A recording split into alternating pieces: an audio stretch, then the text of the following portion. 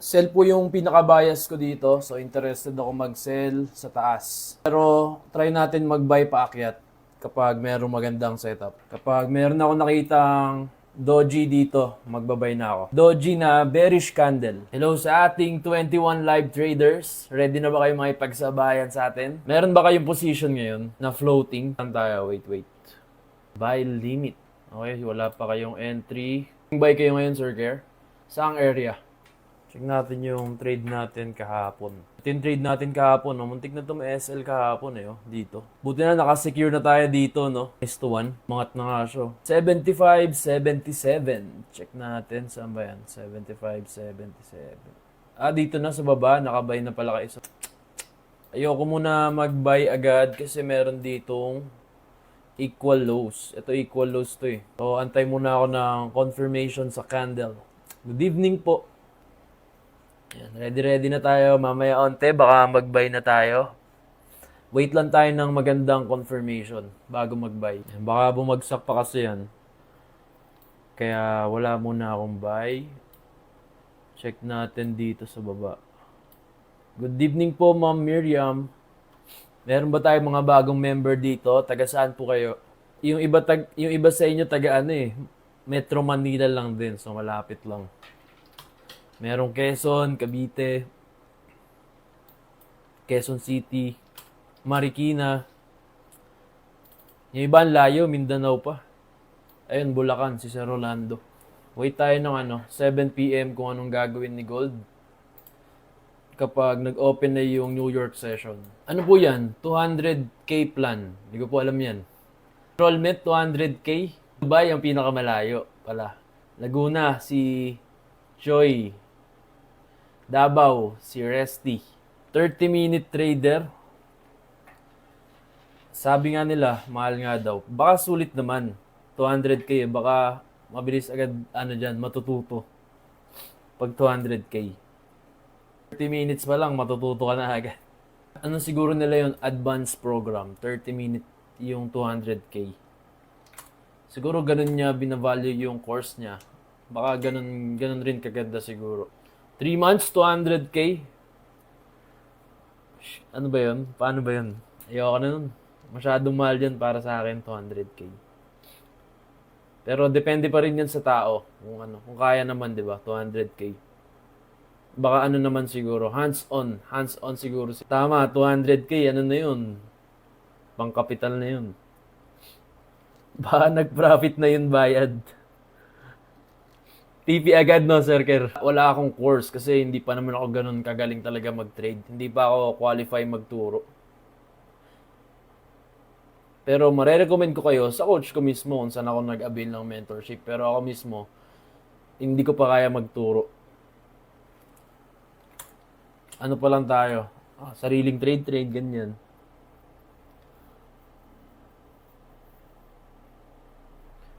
May promo sila kagabi, 15k lang. Baka may naman sila, may Telegram.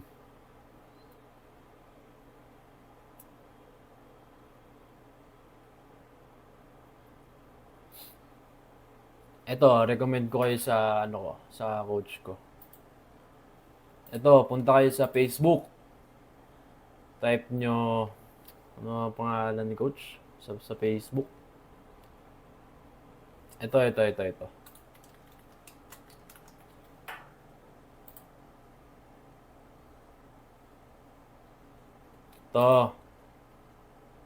Tama ba? Ito ba si coach?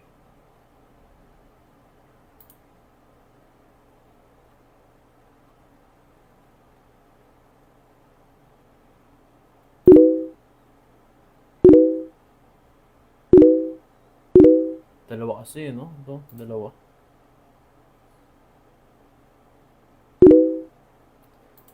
Ito, coach ko, si Trader Ali FX yan. Pero siguro para sure, dito na lang kayo mag-inquire. Kung gusto nyo ng one-on-one mentorship, ito, yung The Prop Trading Academy. Ito, kung kung gusto mong focus ka sa prop firm, talagang discipline, gusto mong matutunan yung discipline tsaka concept ng smart money, Yan, dito ako nag-aral kay Coach Ali. Yan. So, hands-on yan magturo, kaya recommended ko yan. Diyan lang ako natuto mag-smart money concept. Okay, so ito, may iba naman tayo. May Bakit buy bias? Okay. So, bakit daw buy bias? Buy yung bias ko dito, pero for ano lang, short term. Kasi, yung pinaka-bias ko po is sell dito sa taas. Kaya, interested ako mag-buy kasi papunta sana dito sa sell limit natin sa taas, no? Kasi ito, yung market structure dito, itong loob, ito kasi yung pinaka-range niyan eh. Sa 15-minute time frame. Ito yung low. Wait lang, gawin nating block. Wait lang. 15-minute low. Ito yung sa 15-minute time frame. So, ito yung low niya. Ito naman yung high niya. So, ito yung kinuha kong high kasi ito yung nag-create ng change of character dito sa range na to. So, yung change of character, yun yung parang nagde-determine sa atin na possible na mag-change ng trend from uptrend to downtrend. So, ito yung parang indicator natin, no? So, possible na change of trend. So, ang bias ko is pullback dito sa taas. So, yung trade natin na buy sana, retracement paakyat sa taas. Tapos, continue na yung downtrend pababa para makuha tong mga liquidity sa baba. Kasi meron pa ditong unmitigated order block sa 1 hour time frame itong OB. So kung titignan mo yan sa 1H time frame, yung swing niyan is ito. Uptrend siya sa 1H. Sa ano naman, 15 minute, meron tayo nakitang chok, possible na start na ng retracement niya paakyat. So yun yung understanding ko dyan based sa SMC.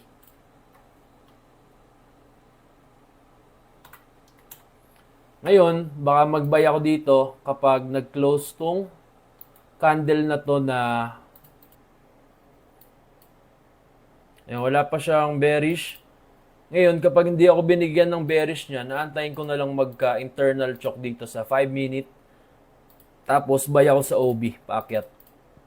Opo, sabihin mo ni-recommend lang kayo ni Enrico Miguel. Pag nag-inquire kayo kay Coach Ali, ni-recommend kayo ni Enrico Miguel or Trade with Migs. Alam na ni Coach yun. Kasi kapag may tanong ako, nagpapa-mentor pa rin ako dyan kay Coach Ali. Especially sa prop firm.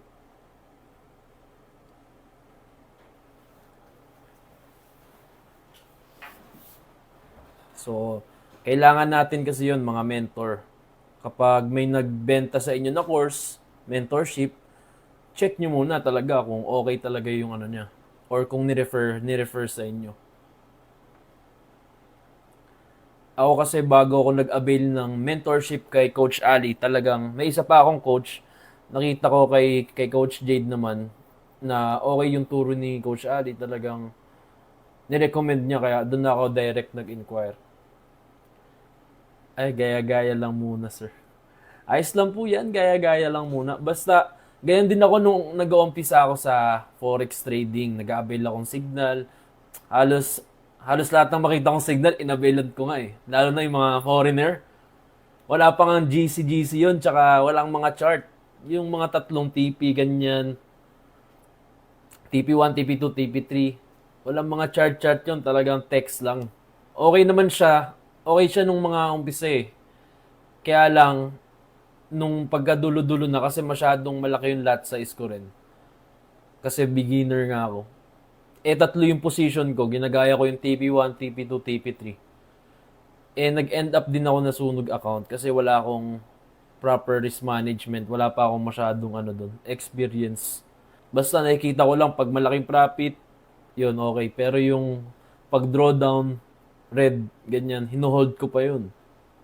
Pero kapag profit kahit maliit lang, kinulose ko. Nagaya kayo ng mga signal, make sure lang na may rin kayo, parang may basic knowledge kayo about proper risk management. Wag lang tayo kopya ng kopya kasi mamaya magkakaiba tayo ng risk management technique or strategy. Tsaka capital size, 'di ba? So dapat kasi dun tayo na ano eh, dun tayo naapektuhan eh kapag nakikita natin malaki yung talo. Na ano yung ano natin, natitrigger yung brain natin na bumawi agad, ganyan, kasi di natin matanggap na talo yung pera. Or nag-hold tayo ng malaking negative, di ba? Nakabay tayo, tapos baba pa ng baba, in-hold pa natin kasi di natin ma-accept na mawala sa atin yung pera. Kaya yung iba na susunugan talaga. Kaya yung buy technique natin, ano yun? May SL talaga ako nun. Pero may SL ako nun, meron akong tinitignan ng mga zone or POI. Tapos kung okay na ba ako sa risk na yun, kunwari, ako, ready ako mag-risk na $500 per setup. Kahit 0.10 lot, kung hanggang saan maabot nun, $500 to 1,000, yun yung okay na mapatalo sa akin kahit i-close all ko pa yan. Same lang din sa mga $100 account, ganyan. Ako, kung meron akong $100 ako, siguro kapag nag-hold ako ng trade, okay na ako magpatalo na $10, ganyan. Basta one position lang, wag yung marami. Kasi kapag $100, mabilis lang maubos yan. Lalo na sa gold. High risk, high reward yan eh. Kayo, ano ba yung mga experience nyo ngayon? Yung mga medyo matatagal na sa trading? Ano yung mga pinakatumatak sa inyo?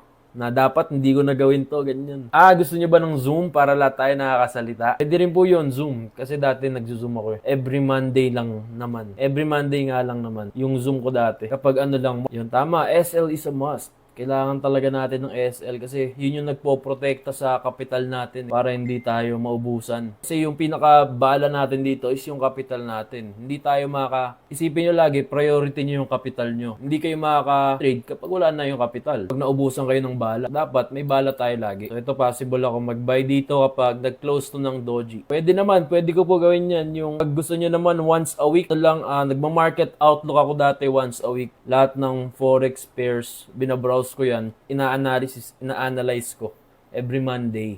Pero once a week lang yun. Yung mga bias ko sa lahat ng forex pairs na chine-check ko, pati kay gold. Ano po, bali, hindi siya indicator, parang tool lang siya sa trading view na pwede kang mag-mark up ng possible na position mo for buy tsaka sell. Mamaya ituro ko.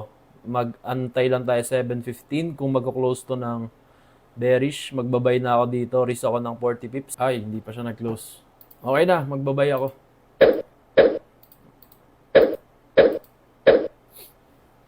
Ayan, nag-buy na ako dito. Tapos ang SL ko is 40 pips. Tapos 1:2, risk to reward. Ayan. So ito yung first natin ngayon, first entry. Tignan natin ano resulta. Kung ma-hit ba yung SL or ma-hit ba yung TP. Ito, yung tawag po dito siya sa trading view, kailangan po meron kang trading view. Pang mark up mo lang siya. Ang tawag dito, long position and short position. So, dito mo siya makikita sa left side. Itong 1, 2, 3, 4, 5, pang-lima. Pang-limang, anong tawag ba dito? Pang-limang item dito sa gilid. Tapos sa taas, makikita mo siya. Tapos, kunwari, gusto mo siya dito lumabas sa taas mo or pwede mo siya madrag. I-click mo lang tong star. Itong mga star sa gilid para dito siya mag-appear. Para madali mo na lang siya makikita.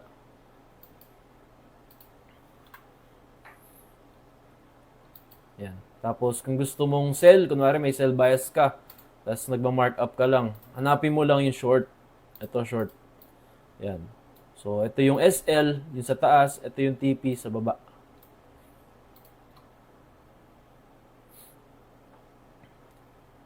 Ayun, yun sa akin sir, walang SL, lakihan na lang ng kapital. Pwede rin yan, yung mga ganyan, walang SL. Lakihan ng kapital.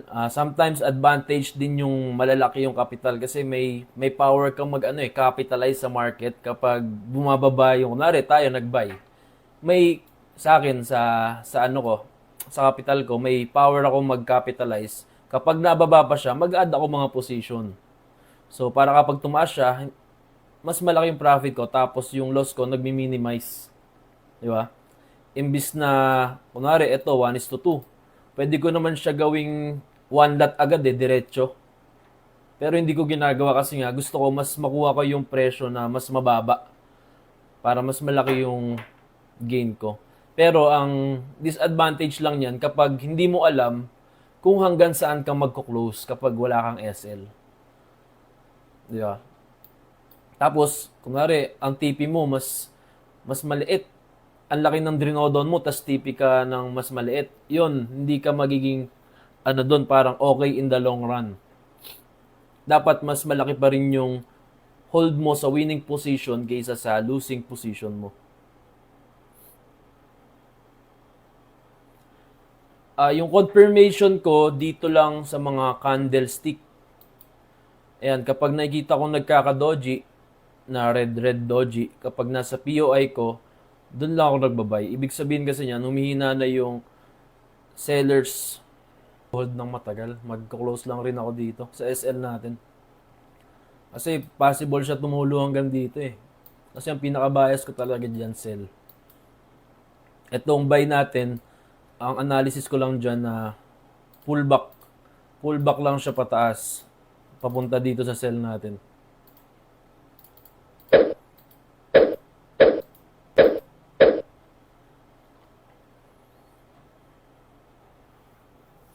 Ayan, di ba? Nakikita mo bumababa. Huwag kang matatakot dyan. Magbabay ka pa dyan. Ay, huwag nyo gagayahin to ah. Ano lang to, parang naaliw lang ako kapag ginagawa ko yun. Ayan, nag-buy na po kami dito sa area na to. So, pwede ka pong humabol. Ito. Pwede kang humabol dito ng buy. So, yung entry natin dito, ayan, habang bumababa, maganda mag-buy kasi mas mura mo siya mabibili, tas mas mababa pa yung SL mo. So, SL natin, 3372.54. Tapos, TP, 3384.81. FBG, ano po ako, sa order block ako nagwe-wait ng confirmation. Pwede rin minsan sa FBG. Sa 15-minute time frame na FBG. 0.01 pwede na po sa 200 USD. Siguro ang max na position mo diyan, 2 lang. Tapos maglagay ka ng stop loss. Huwag kang magmo-multiple position na more than 2. Kasi masyado na pong malaki yan. 2. Ito, may mga dito. Magnet area. Ito yung mga magnet area natin, yung mga fair value gap. Yung mga binabalikan ni gold. Yan. Pero sa baba, wala namang FBG pero may mga liquidity. Yung mga liquidity, yan yung mga equal lows, equal high. Kasi dyan nakalagay yung mga SL ng karamihan na sa ating mga trader. Ayan, ito. So, 3. Agad tayo ngayon ah. Maka-profit kaya tayo ngayon. Kailan ba ako nag-live? Monday tsaka Tuesday, no? Monday TP tsaka Tuesday TP eh. Sana hindi maudlot. Sana winning streak pa rin tayo. Yes sir, manual close lang ako kapag ganyan. Close all ako. Ang SL natin, ito po ang SL natin dito sa 3372.52. Yan, dyan lang po ang SL natin. Floating loss mo sir, capital ko na.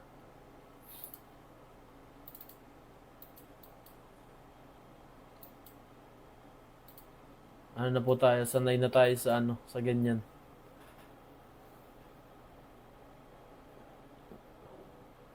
Panalo naman tayo kahapon eh. Nakasabay ka po ba kahapon? Magkano profit ko kahapon? Siguro mga 2K USD profit ko kahapon. Or starting ko, ngayon po ba ngayon? Ang capital ko more than 1,000. Day 1, yung day 1 ko, starting capital ko, $3,000. Tapos nasunog. Gumbisa ako. Nakita ko kasi may nakita akong nag-post, grabe kumita. Na ako, na-hype ako. Ang pinaka nakakatawa dito, newbie. Syempre may tayo, parang may capital tayo na 3,000, ganyan. Nag-deposit ako 3,000 uli. Nung nasunog yung una kong 3,000, nag-deposit uli ako. Pero after after a year, ganyan. Kasi every time nasusunugan ako, dati, hinto ako 1 taon. Tapos balik uli ako next year kapag nakaipon. Tapos pondo uli sa trading. Nung second time ko mag-try, nag-gold ako. Tapos 1 lot, taga 1 lot.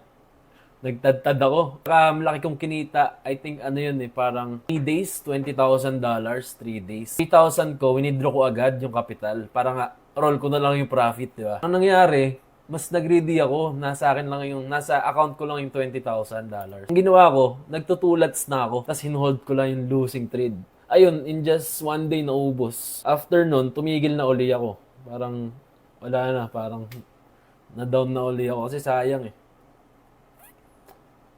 Nag-try na uli ako ng iba muna. Tapos, yun, bumalik na lang ako nung, pandemic. Kasi di ba ang hirap mag-business nung pandemic din. Ang uso nung pandemic mga ganito mga online. Kayo po ba, ano yung pinakamalaking sunog nyo sa trading journey nyo? Or magkano yung una nyong dineposit sa broker? Nawas ng risk ko talaga noong umpisa. Kasi kala ko noong una, pag mas malaki kapital mo, malaki agad kikitain mo. Kasi gusto ko agad kumita ng malaki eh. So, maling mindset pala yun. Dapat kapag bago ka pa lang, mag-invest ka sa learning talaga. Maghanap ka ng mentor, mag-enroll ka sa mga course. So, i-absorb mo lahat ng mga knowledge nila, yung mga okay na mentor, nakikita nyo okay. Bago kayo mag-risk ng malaki, maglagay ng malaking kapital. First time talaga, first time mag-trade. Ayun, 4K USD, sunog sa trading bot. Ano yan? Anong bot yan? Baka sumali rin ako dyan dati ha. Kailan ka ko sumali? Kasi minasalihan din ako dating bot eh. Pero in-out ko rin agad, hindi na ako nagtagal sa bot. Kasi gusto ko mas ako yung magte-trade talaga. SLP, 350k, grabe rin yung panahon ng SLP no. Sayang di ako nakaano dyan, invest dati nung nag-boom siya. Yung maraming managers. Boom na boom yan dati. Yung bot ko po dati, kay Coach Sherwin, yung EA Nation. Hindi ako nagtagal doon kasi in-out ko rin yung capital ko kasi nga, nag-manual trading. Ayun, si Roel Navarro daw. Last year, 300 USD nasa airport pabalik sa work. Sunog in just 2-3 years. Di ba? Mabilis talaga makasunog. Siguro nag-gold ka po, no? Nag-gold ka, no? Yung sunog daw ni Gem Azul, Capit Trading, 1.5 USD. Malaki rin yun, ha? Ayun, meron daw ngayon Capit Trading sa Light Finance. Ako rin, dyan rin ako nasunugan una. Gold. Si Goldie. Kasi nakaano si Goldie, no? Kasi ang yung galaw niya ang bilis. Talagang high volatility talaga siya. Ang bilis mo kumita talaga dyan kay Gold. Pero kapag nagkamali ka ng lot size, kapag sobrang nasayaan ka sa kita mo, tapos nagtodo ka, 6.2. Malaki rin, no? 3 years. Kaya naman po yan mabawi. Basta wag lang natin i-mindset na parang this month, bawiin ko na agad lahat yan. Yung parang ganun. Siguro pa unti-unti po kaya yan. Parang kukunin ni Gold tong etong low dito equal low. Yung laki po niya na, 20k USD. Talagang seryoso ka po sa trading, no? Bumalik ka ulit. Mga newbie, dito mga months pa lang ganyan. Pansin nyo, ang titibay ng mga nasusunugan, andito pa rin, nagtitrade. Tingin nyo bakit? Ba't bumabalik pa rin? Sa trading, kahit malaki na nasunog.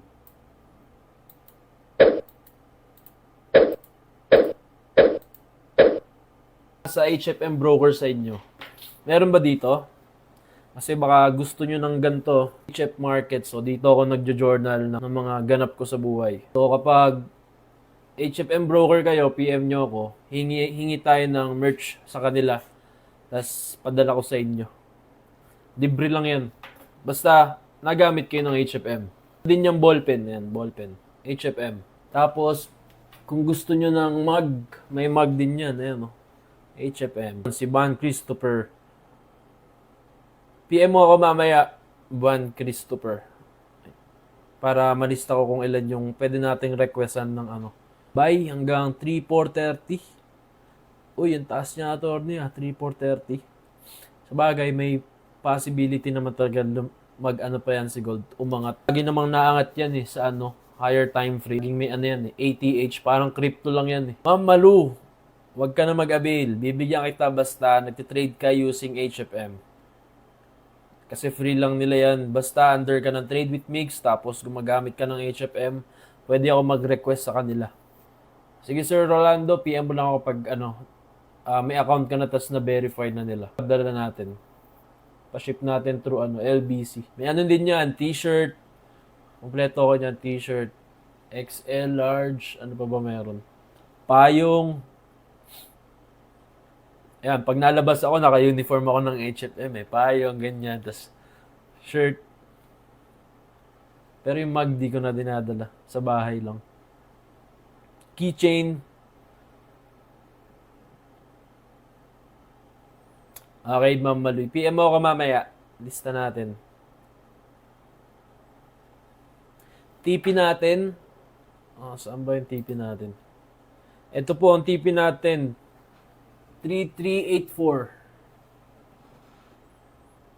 Yan, 3384. Kung gusto nyo 1:1, pwede kayong mag-TP dito sa FBG. Ito, 1:1. Kung gusto nyo 1:2, pwede kayong mag-TP dito sa 3385. Ay, 3384, sorry. HFM ka rin, di ba, attorney? Papadalan kita, PM ako, attorney. Ng full address mo para pupuntahan kita dyan. Pampanga ka. Ay, sorry na mention. Pwede na kayo mag-partial dyan kasi pumasok na siya sa FBG. So, yan yung TP1 natin.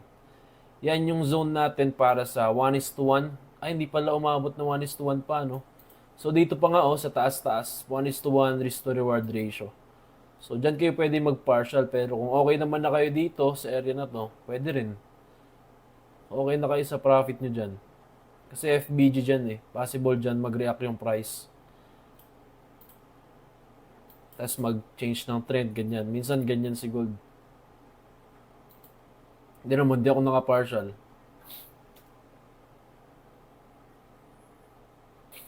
Yan, congrats sa mga naka-TP1. Let's go! Lapag nyo naman mga TP1 nyo dyan kung naka-TP1 kayo dyan.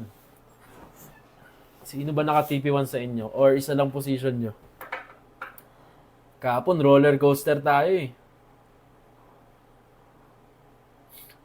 Ano po, minsan hindi agad binabalikan minsan medyo matagal siya bago bumalik. Pero madalas, binabalikan agad siya. Ano po, kailangan mo muna i-check yung trend direction. Kunwari, bias mo is selling, check mo sa baba kung meron mga equal lows. Ito, kagaya nito, equal lows siya. Yung pantay yung wick niya.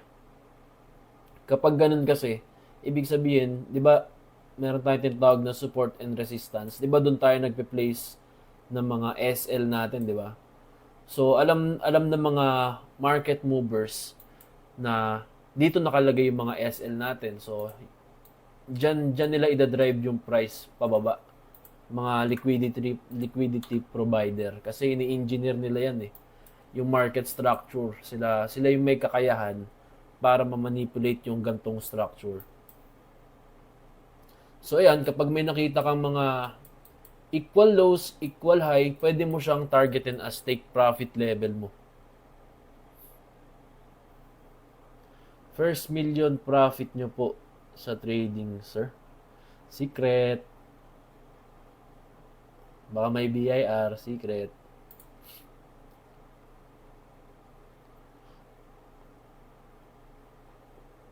Ay, nag-doji. Bawas lang ako. Para sure.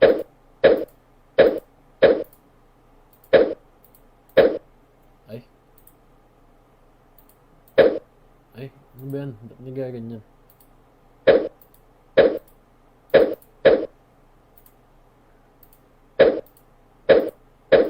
Dami naman.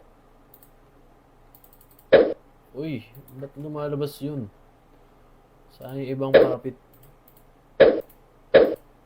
1, 2, 3, 4, 5. Yan, tira ako mga 5. Move your stop loss to break even na po para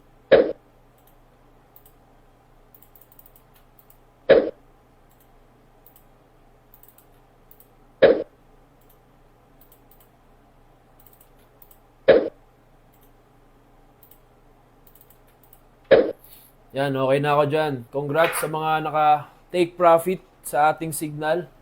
So, let's see kung anong next move ni Gold. Ako, chill na ako dyan. Chill na tayo dyan. Ay, hindi ako magsisell dyan, sir, sa area na yan. Kasi, TP ko hanggang dito pa sa taas. Ano lang yan, parang for safety. Nag-partial na ako para hindi sayang yung buying pa rin ng ano dyan. Overall, bias ko sa 5-minute time frame. Profit sa inyo, TP1. TP1, Kuya Jigs, TP1. Congrats po. Ayan, ang saya naman ito, sir, sabi ni Ma'am Kikay. Paldo na naman ang mga buyer, sabi ni Tito Dan. Wow, Sir Eric, profit ng 51, oh. Congrats po, Sir Eric. Congrats rin sa ibang members natin nag-TP. Yan, Sir Rolando, TP1 din daw. Aray, naubos dati, ubos lahat. Ayun, si Ma'am Q Jane Atoms. TP rin, TP1. Nag-partial. Sir, ano minimeasure ng mga line na yun, na blue pataas? Saan po? Saang line po? Itong maraming line na to, na dot-dot. Minimeasure niya from entry price mo, tapos kung hanggang saan, kung saang area ka nag-close. Ayos din yung ano yun, no? One trading session lang tayo mag-trade daily, ano? Lang, New York session yan. Sabay-sabay tayo mag-trade. Nakakapagod kasi minsan kapag yung simula umaga hanggang gabi, nakakapagod rin mag-trade. Kapag tutok attorney, parang mas okay nga sa akin to ganito, isang session lang ako titingin. Ito pa lang sell po natin.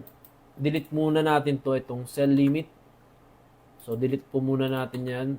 Mag-antay tayo ng confirmation entry bago tayo mag-sell dito kay Gold. Pag walang confirmation, wala tayong sell. So, delete po muna, delete. Kasi makaka-TP naman tayo sa buy. Okay na muna yun for today. Bukas ulit tayo kapag okay na kayo sa profit. Baka hindi pa pala kayo naka-follow sa FB page ko, pa-follow naman po. Tsaka sa YouTube channel ko. Follow niyo po ako dun.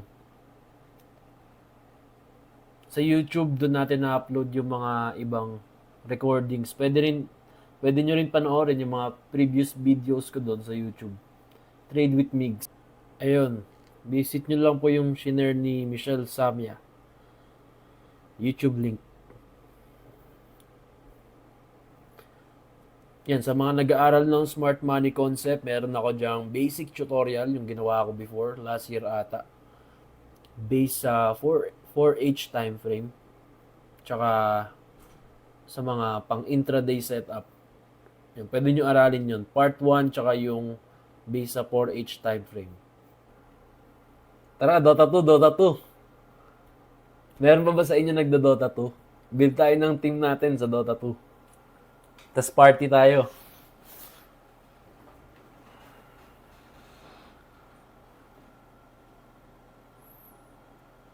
Rekta ko na to, Dota 2. I-ano ko yan, i-stream ko yan.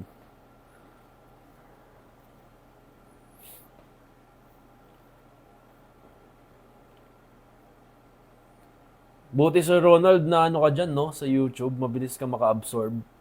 Ako kasi nag-YouTube ako dati. Wala, nahirapan rin ako eh.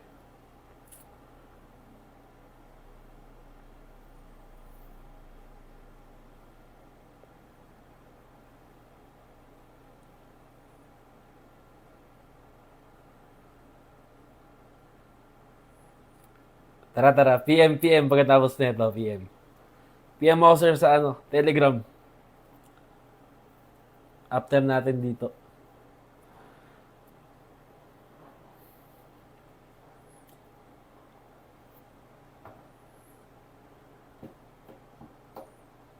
Ayon, dun rin ako kay Coach Jade. Coach ko rin yun si Coach Jade. Yan, dalawa sila coach ko eh. Si Coach Jade tsaka Coach Ali. Anong ka po ba, Sir Carlo? Kay Coach Jade?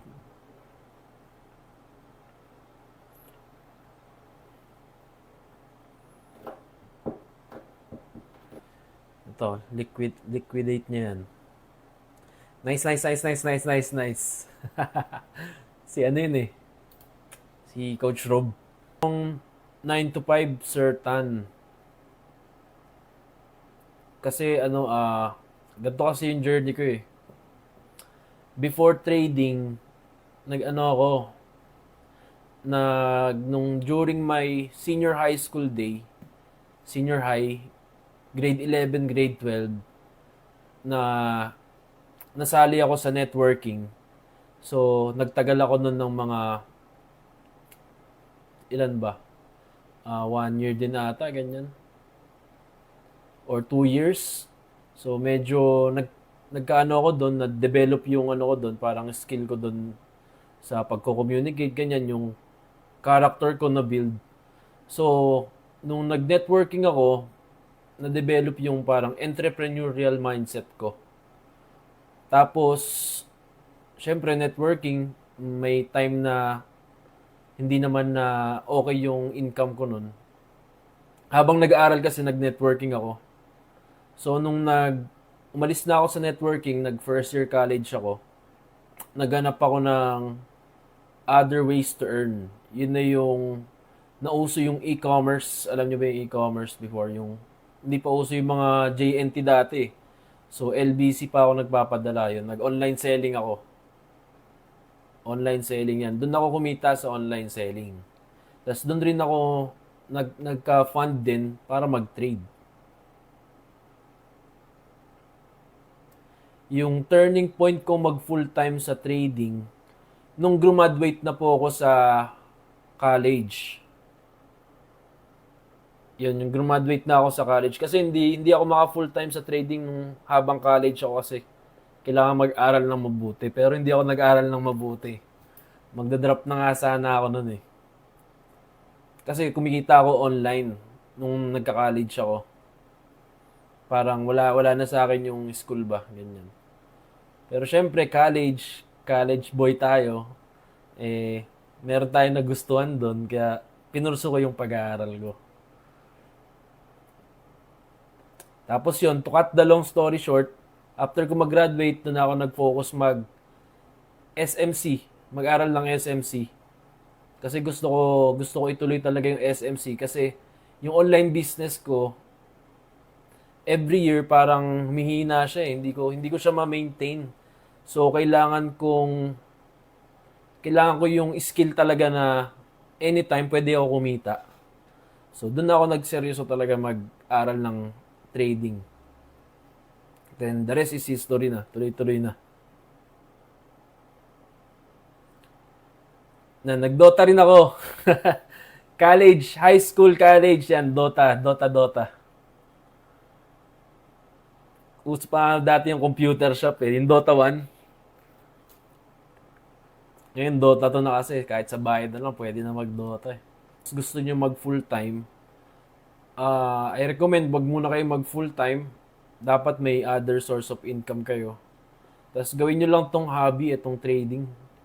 Hindi naman talaga siya full time na sabihin mong magdamag kang nakatutok sa chart ganyan.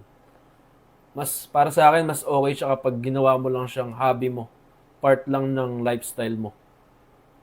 Mas healthy yun para sa akin.